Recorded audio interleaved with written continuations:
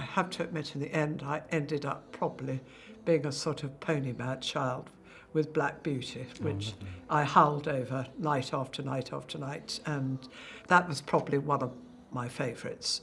And then you probably, because you're far too young, we had all these wonderful old-fashioned adventures, you know, wonderful children's stories, and you go on the adventures yourself as a child, you know, Swiss Family Robinson. My sister and brother and I, we always used to go off and camp and pretend we were, you know, stranded with just our animals for company. And it takes you into a sort of multitude of different worlds. What if I told you a single tiara could spark royal tension that's been building for decades? We're not just talking sparkles and jewels here. This is about Princess Diana's most iconic piece, the Lover's Knot tiara. And now, Catherine, the Princess of Wales, is stepping forward, not just to wear it, but to own it. Not everyone in the palace is happy about that, especially Queen Camilla. Insiders say Camilla's been shuffling tiara traditions backstage, and suddenly the Lover's Knot becomes more than a fashion statement. It becomes the crown jewel in a quiet royal tug-of-war. To the public, it might just look like Catherine wore a family heirloom, but inside those palace walls, it sent a much louder message that reignited old wounds, long-held resentments, and questions about who really carries Dillion's legacy. Because it's not just a tiara. It's about who gets to wear the heart of the people.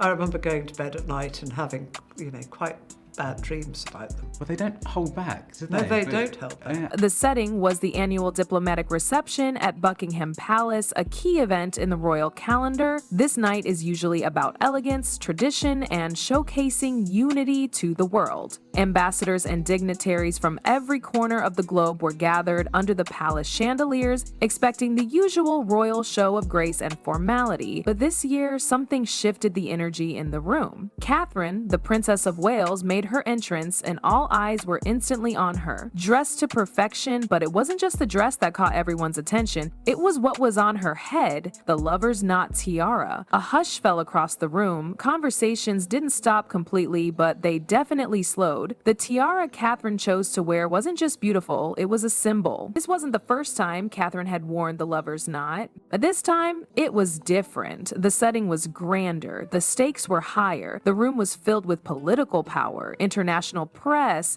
and the British royal hierarchy. Wearing that tiara on that night made it clear that Catherine was stepping into more than just a ceremonial role. She was stepping into Diana's legacy. Queen Camilla walked in shortly after, wearing her own regal piece, the George VI sapphire tiara. On the surface, everything looked smooth. She smiled, greeted guests, and carried herself with practiced calm. But royal watchers who've seen enough of these events picked up on something that felt off. There was a tiny pause in her step when she saw Catherine. Her smile grew a little tighter, and just for a second, her gaze lingered on the Lover's Knot before she turned away. Those who noticed that moment said everything changed. Suddenly, the night wasn't just diplomacy. It was about positioning, presence, power. Because here's the thing, to the outside world, it's just diamonds and pearls. But inside palace walls, it's emotional dynamite. The Lover's Knot tiara isn't just a fashion choice, it carries history. Queen Mary originally commissioned it in 1914 and passed it to Queen Elizabeth II,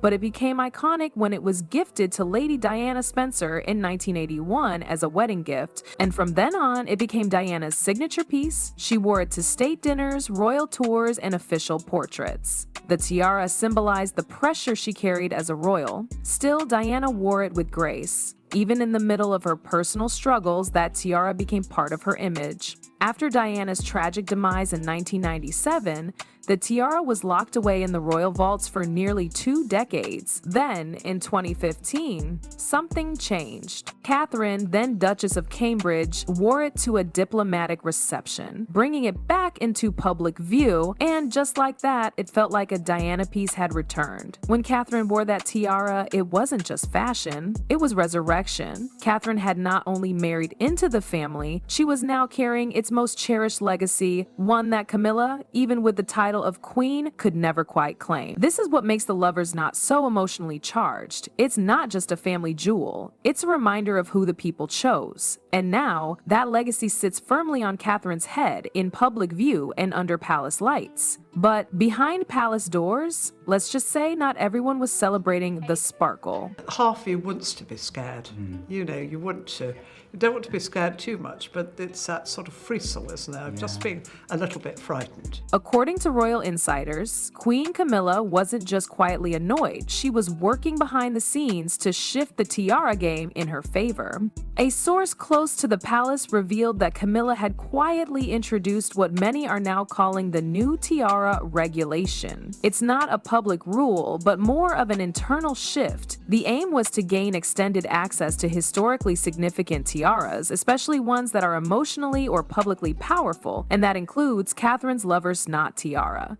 Camilla argued that as queen consort, she should have priority over royal jewels with deep heritage. She pushed to have a say in which tiaras could be worn when and by whom. One source said Camilla believed pieces like the lover's knot should rotate, or at least be reclassified for shared ceremonial use. But here's the thing, royal tradition doesn't really work that way. Once a tiara is assigned to a royal woman, especially one as symbolic as this, it's hers for life. It's not passed around like an accessory. Aimed for Catherine, it wasn't just keeping a shiny crown, this was about protecting what that tiara represents: Diana, her story, her strength, and everything she endured while wearing it. Was this really about the tiara, or was it about who carries Diana's torch? Camilla, for all her years of service and her official title, still faces a complicated relationship with public opinion. She spent decades trying to overcome the shadow of being the other woman in the breakdown of Charles and Diana's marriage. Even after marrying Charles and becoming queen, that image lingers. Catherine, on the other hand, entered the royal family with grace and earned massive admiration. When she wears the lover's knot, it doesn't just bring back memories, it reclaims Diana's place in the public heart. People see it as a rightful continuation of a legacy, not a replacement. That difference matters. According to royal experts, Queen Elizabeth II was deeply aware of all this. Before her passing, she made the personal decision to assign the lover's knot to Catherine, not Camilla, and King Charles quietly supported the move. Once a tiara is assigned this way, it doesn't change hands. It's a permanent assignment. That means no matter how much Camilla may want it, she can never wear it. And that stung deeply. But Camilla wasn't going down without her own glittering counterattack. At a later public appearance, she showed up wearing the Girls of Great Britain and Ireland tiara, one of the most treasured pieces in the royal collection. It was Queen Elizabeth II's personal favorite, often seen in her portraits and banknotes. Camilla meant to send a message that she too holds a key piece of royal history. Her look was elegant, the tiara was stunning, the gesture was clear, but the reaction was muted, because in the court of public opinion, diamonds mean nothing if the heart isn't in it. Catherine may not be queen by title, not yet, but she's already seen as one in spirit. Every time she wears Diana's tiara, she connects with the people on a level Camilla has struggled to reach for years. Camilla may sit beside the king, but it's Catherine who seems to carry the soul of the crown. Hello, how are you? Well, thank you so much. How are you getting on? You Right. okay? Look how smart he I'm is. so smart. He's very smart. You matching? Yeah, exactly. You bet you put a lot of thought into that. What have you been doing? What have you been doing? We went to the photograph auction. Photograph auction, and you sold. You were a bit of a beast at raffle ticket selling when we had the.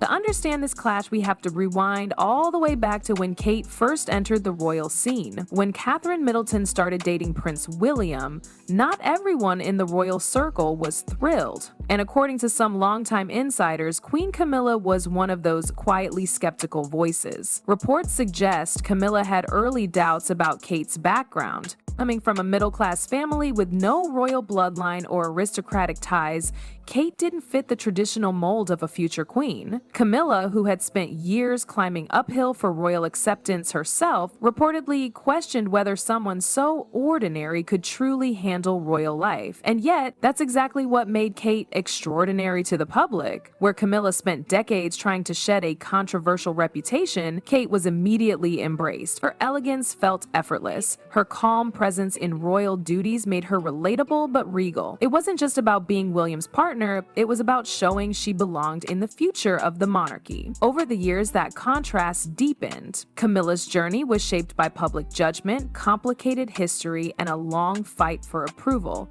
Kate's journey was about grace under pressure and winning hearts without trying too hard. So when Catherine stepped out in Diana's Lover's Not Tiara, Camilla's longtime rival's signature piece, it wasn't just fashion, it was history repeating itself in a way that left Camilla firmly in the past. We can talk, it was a taboo subject, and I think we can talk about it now, and if I can talk about it and bang the drum a bit, so can a lot of other people. So that's what I'm trying to do to help. So what did this tiara really say? Everything the crown couldn't. The Lover's Knot isn't just Catherine's heirloom, it's her silent statement. That tiara doesn't need words. It speaks for itself. It carries decades of royal tension, heartbreak, and admiration. It connects Catherine not just to a title, but to a woman the world loved, Princess Diana. And in doing so, it places her right in the center of Diana's emotional legacy. Camilla may have the title queen. Legally, that crown is hers, but the public sees someone else standing in that light.